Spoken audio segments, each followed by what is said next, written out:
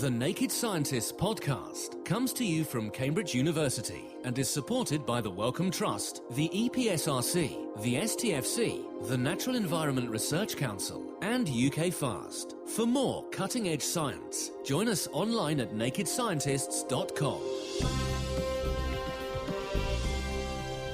This week, how two black holes form a hole.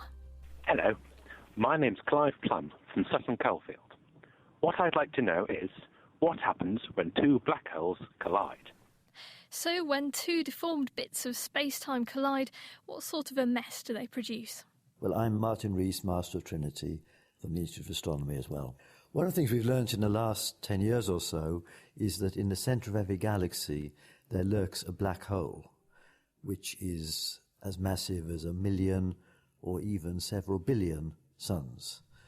It's not quite clear how this black hole formed, but we believe that its formation happened at the same time as the galaxy formed and that the black hole grew as the galaxy grew.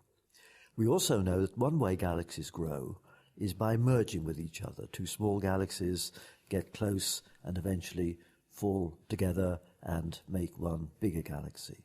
Now, if two galaxies merge and each has a black hole at its centre, then the black holes will of course spiral towards the centre of the common system and form a binary orbiting around each other.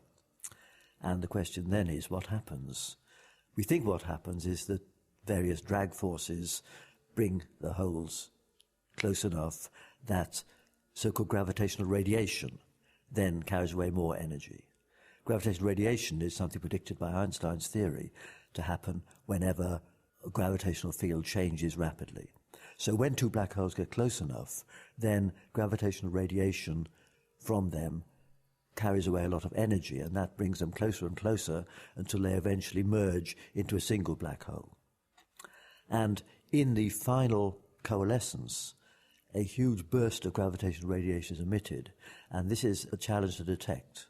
But the biggest events of all would be the gravitational bursts from these supermassive black holes which merge, and there are plans to have arrays in space which could detect the slight jitter in space that happens when these black holes merge. The meeting of two black holes will produce a large one, and it will also produce lots of energy in the form of gravity waves. But that happens when the two black holes are of different size. So we believe that these black holes merge, and it's by this process that eventually some of them accumulate masses as much as, in some cases, 5 billion times the mass of the Sun. There's another interesting consequence. It's been possible for the last few years to actually do computations of what would happen when two black holes merge. And when the black holes are of unequal mass, then you get a rather interesting effect, namely a recoil. The final merged black hole doesn't necessarily sit in the centre of the merged galaxy. It's given a kick.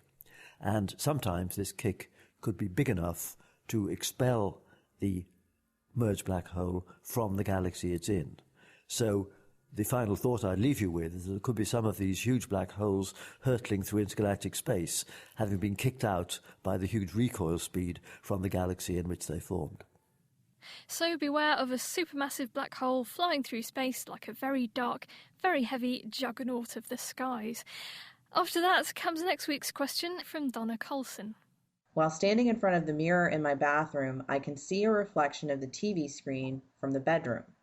It is blurry when my glasses are off and much clearer when I put my glasses on.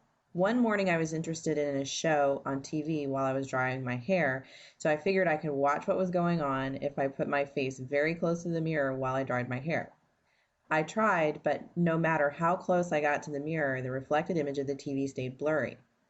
I was close enough to where I normally can see an object clearly without my glasses. Why would that be? Thank you.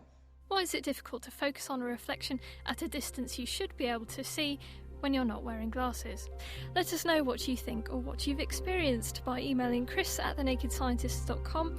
You can write on the forum at thenakedscientists.com/forum. You can Twitter @nakedscientists or say hello on our Facebook page. The Naked Scientist's Question of the Week, brought to you in association with the Houter Wisman Foundation, supporting science and education from Alpha to Omega.